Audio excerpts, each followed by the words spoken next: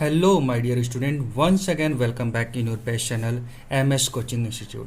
Friends, आज मैं आपको क्लास 10th में चैप्टर नंबर 9 है जो कि बायोलॉजी से रिलेटेड हमारा लेसन है और उस लेसन का नाम है हाउ डू ऑर्गेनिज्म रिप्रोड्यूस।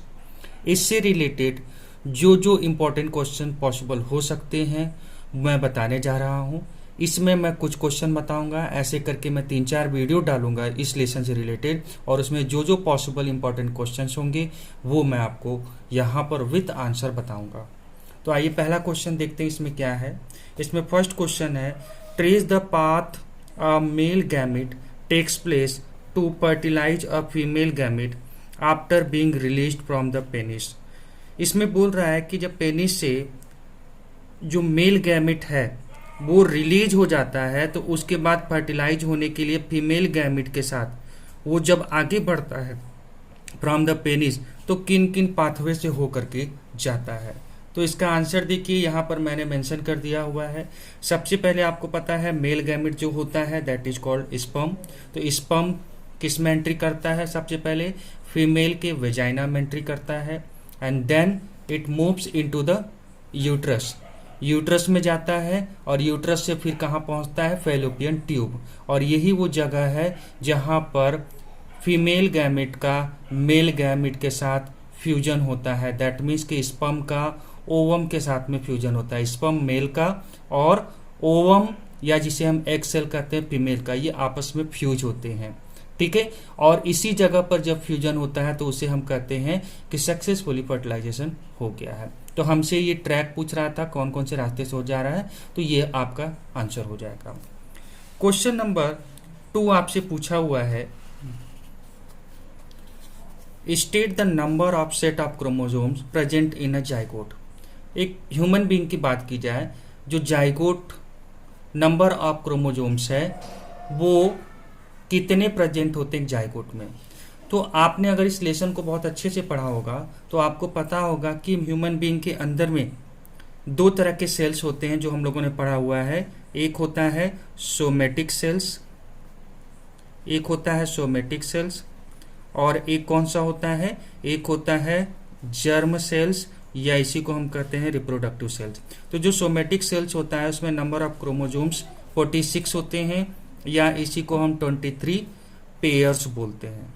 ठीक है दोस्तों, और जो जर्म सेल होता है वो हाफ होता है, मतलब स्पर्म के अंदर में मेल के अंदर में स्पर्म होता है रिप्रोडक्टिव सेल्स या जर्म सेल, उसमें नंबर ऑफ क्रोमोसोम 23 होते हैं और फीमेल में भी कितने तो 23 होते हैं।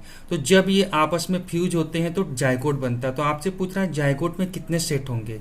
तो जब हम 23 आपस में जुड़ते हैं तो इससे टोटल 46 क्रोमोसोम्स बन करके तैयार हो जाते हैं और इसी को हम लोग नेचर में कहते हैं 2 सेट हो रहा है। दैट मीन्स कि डिप्लॉयड नेचर का है जिसे हम 2n से रिप्रेजेंट करते हैं। तो इसका आंसर क्या हो जाएगा? Zygote has 2 sets of chromosomes that is 2n, जिसको हम डिप्लॉयड कहते हैं। ठीक है, जब ये अपने अपने जर्म सेल में थे तो 23 थे, 23 मतलब वो हैप्लॉयड थे, मतलब n और n थे, और जब आपस में फ्यूज होकर के जाइगोट बनाते हैं तो ये diploid, that means it convert into the 2n, diploid में कन्वर्ट हो जाते हैं।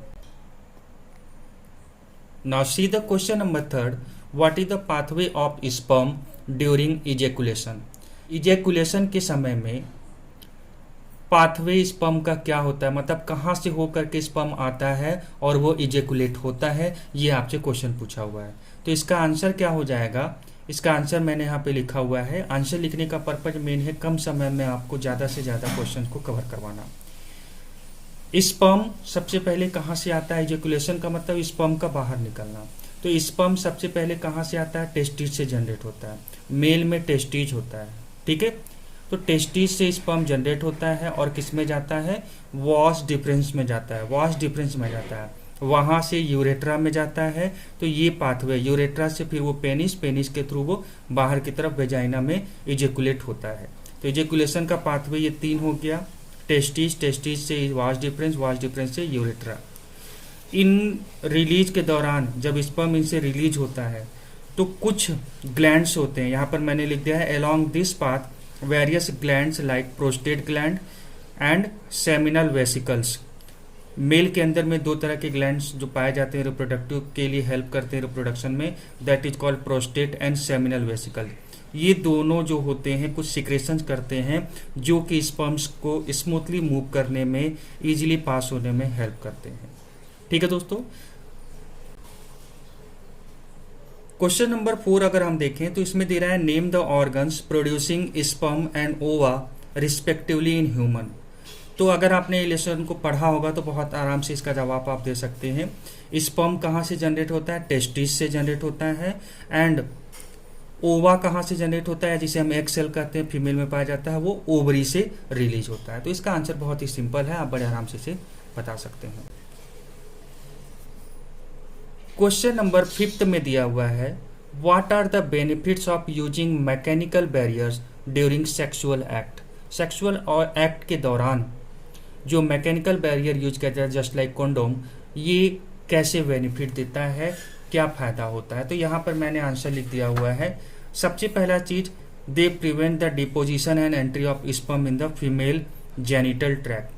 फीमेल जेनिटल ट्रैक्ट के अंदर में एंट्री करने से किसको, स्पर्म को रोकता है। कब? ड्यूरिंग द सेक्सुअल प्रोसेस, जिसे हम कपुलेशन बोलते हैं। 10 इस तरह से ये क्या होता है, प्रेगनेंसी को अवॉइड करने में हेल्प करता है। सेकेंड बेनिफिट आप लिख सकते हैं, it protect against various sexual transmitted disease, जिसे हम STDs बोलते हैं।